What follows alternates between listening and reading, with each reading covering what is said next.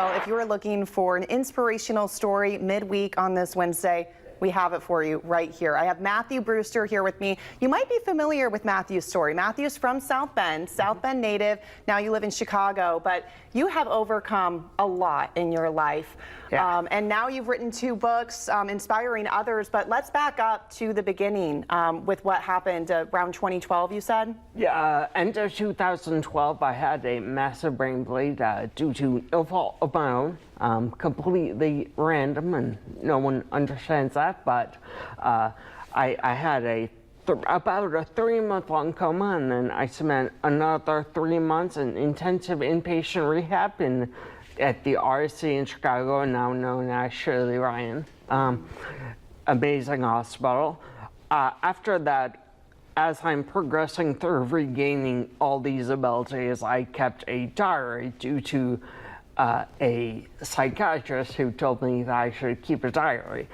And then during COVID, you know, I'm living in a house with 5 other people, and it stunk, and so I would just go up to my attic and translate this diary into an actual book, and that's the first one. It's an 18-chapter book.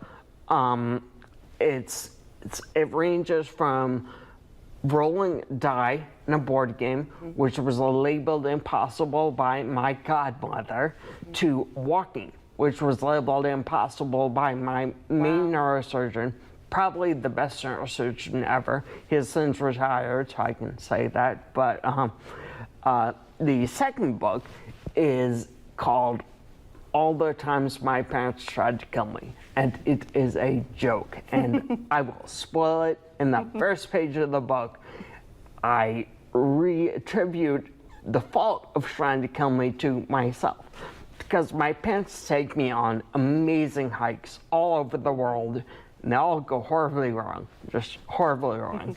And I have scars to prove it. Stinks, but yeah, so those are my 2 books. So you were a high school student, a really talented fencer. This happened, and you had to relearn so many basic skills, right? I mean, everything. Yeah. So post-injury, I was reduced legitimately to less than a newborn child. You know, think about the majority of babies that come out, they're crying. I could not physically make noise. I had to relearn how to make noise, and then on top of that, walking, finger strength, and everything that comes from that. I had to relearn all of it. And then, like, as you mentioned, you know, the coaches at Notre Dame are 2 very good friends of mine for fencing, and they were my coaches. Still are, honestly, but I don't compete anymore. But yeah, I had to relearn everything. You know, I took a year off of high school, which I love saying this. I graduated to high school in 5 years, college in 4, and which is true. But you have to be an incredibly strong person, Matthew, to be where you are today, to have this happen to you and to push through and not, you know, say poor me, right?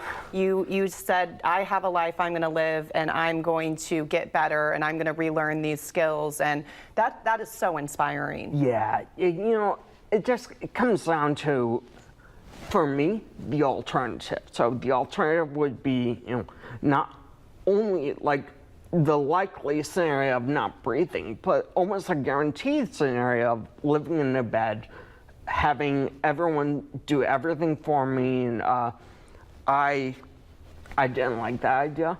I had fantastic support staff all over the place that, you know, kept pushing me forward, and, you know, I relearned legitimately everything, which is just kind of insane. So going back to that strong portion, yeah, like I don't disagree that most people wouldn't be able to do it. But absolutely. And you're speaking to schools now, you're speaking to kids, sharing your message. And what are you hoping that those students walk away with when you speak to them? When I speak to them, absolutely just inspired.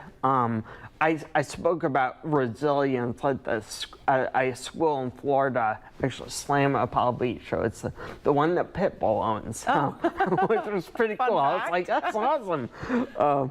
But I I spoke there about resilience, about the idea of like never giving up, and so yeah, when I speak to students, that's the goal. That's amazing. Just inspire them to never go up. You are the perfect example of that. Both of the books that you've authored are available on Amazon. Let's pull up that QR code, because if people want to purchase that book, this QR code, if you pull out your smartphone, that'll take you directly to Amazon to purchase Matthew's book. But Matthew, thank you so much for coming in, and I mean, truly is just an incredible story, and Thank you. I think we can all learn a lot from you. One can hope, right? I'd like to view myself as like a professor. Not quite, but. I love it. Well, thank you again, Matthew. We'll have a link to the Amazon site as well if you missed that QR code. And we're going to take a short break. We'll be right back.